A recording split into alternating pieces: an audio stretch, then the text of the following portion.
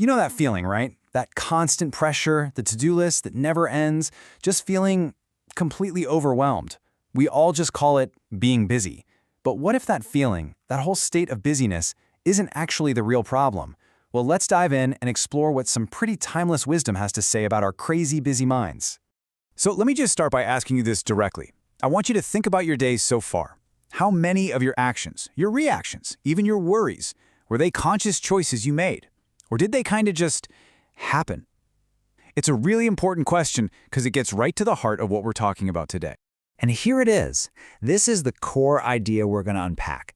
This quote suggests that the frantic, chaotic state we call busyness isn't some external reality we just have to put up with. Nope. It's an internal state that we actually create. It's a delusion, a trick our mind is playing on us. Okay, so if it's not our job or our health or our relationships that are the real source of all our stress and suffering, then what is?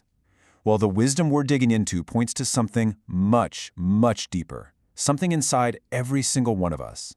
The word for it is ignorance. Now hold on, this doesn't mean you're not smart. Not at all.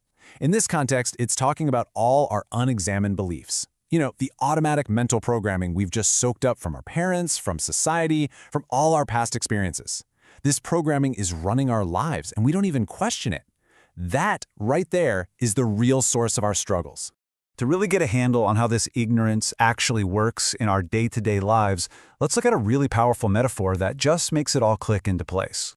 I want you to just imagine this for a second. You are trying to get somewhere in your life. You're hitting the gas, you're trying to move forward, but it feels like something is just holding you back, right? Well, it's because you're driving through your entire life with the handbrake pulled up. And that handbrake? That's your set of unexamined automatic beliefs. And think about what happens when you do that. The engine is straining, you're getting terrible gas mileage, and there's that faint burning smell from all the friction. But instead of checking our own car, what do? We blame the bumpy road, the bad weather, all the other drivers. We blame literally everything and everyone outside of ourselves, never realizing the problem is inside the car the whole time. Here's another fantastic way to look at it. Picture your life as a passenger train. Let's call it the My Life Express. The train itself, that's your life's journey. The specific coach you're sitting in, well, that's your unique set of beliefs, your opinions, your style. And the stations along the way, those are all the big life events. Getting married, finding a new job, stress, joy, all of it. But here's the real kicker. This whole train is running on autopilot, guided by that old, unexamined programming, just pulling into the same old stations of frustration and suffering over and over and over again.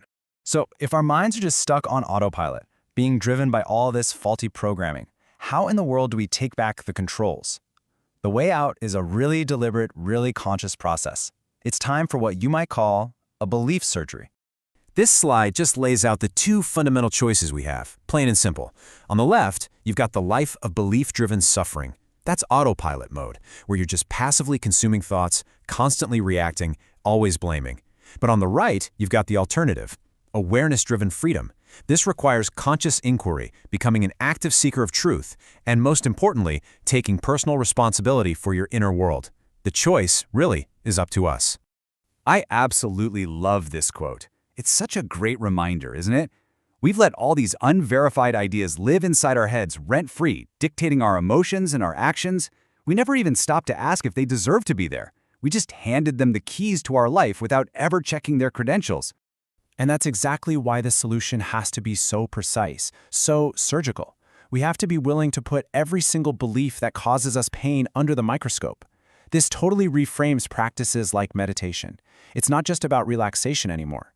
It becomes precision training for the mind, helping us perform this really delicate internal surgery on ourselves. So what actually happens after this belief surgery? It's so important to be clear about this. This is not about achieving some fantasy of a life with zero problems. Not at all. It's about fundamentally changing your relationship with the problems that will inevitably pop up in your mind. You can think of the stuff living in your mind as your 6 noisy neighbors. You know them well. Anxiety, blame, complaints, reactions, stress, and all their friends. The goal isn't to try and evict them forever, because honestly, that's a battle you're never going to win. They're always going to be part of the neighborhood.